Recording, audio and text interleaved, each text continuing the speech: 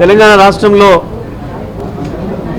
గత సంవత్సర కాలంగా కాంగ్రెస్ పార్టీ ప్రభుత్వం వచ్చిన తర్వాత రేవంత్ రెడ్డి గారి నాయకత్వంలో ప్రజలకు ఇచ్చిన హామీల్ని మరిపించడం కొరకు పక్కదారి పట్టించడం కొరకు అవి అమలు చేయడం చేతగాక కేవలం కేసులు కేసులు కేసులు అని చెప్పి పత్రికల్లో రాపించుకుంటూ లీకేజీలు ఇచ్చి లేని కేసులు ఏదో ఉన్నట్టు భ్రమింపజేసే ప్రయత్నం చేసిండ్రు.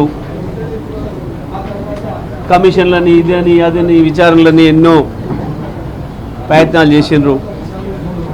ఏడాదంతా వెతికినా కొండను దొబ్బినా ఎలక దొరకలేదు, దాని తోక దొరకలేదు, దాని ఒక ఈక కూడా దొరకలేదు. వీళ్ళకి ఏమీ లేక ఇవాళ కేటీఆర్ గారి పైన ఒక చిల్లర కేసు బనాయించాలని ఒక ప్రయత్నం మొదలుపెట్టారు.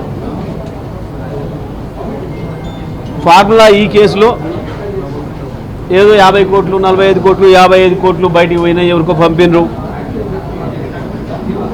అని చెప్పి ఒక ప్రచారం చేసిండ్రు. దాని మీద మేము స్పష్టంగా కేటీఆర్ గారే స్వయంగా డిమాండ్ చేసిండు, శాసనసభలోనే డిమాండ్ చేసిండు. ఒకవేళ మీరు నేనేదో తప్పు చేసినా అని చెప్పి నిరూపించదలుచుకుంటే ఈ శాసనసభలో చర్చ పెట్టండి. 4 కోట్ల మంది ప్రజలు చూస్తారు. 4 కోట్ల తెలంగాణ ప్రజలే కాదు, ఇంకా తెలుగు ప్రజలు బయట ఉన్న వాళ్ళు కూడా, ఇతర రాష్ట్రంలో ఉన్న వాళ్ళు, దేశాల్లో ఉన్న వాళ్ళు 15 కోట్ల మంది తెలుగు ప్రజలు కూడా చూస్తారు. నేను దానికి సమాధానం చెప్పడానికి సిద్ధంగా ఉన్నా.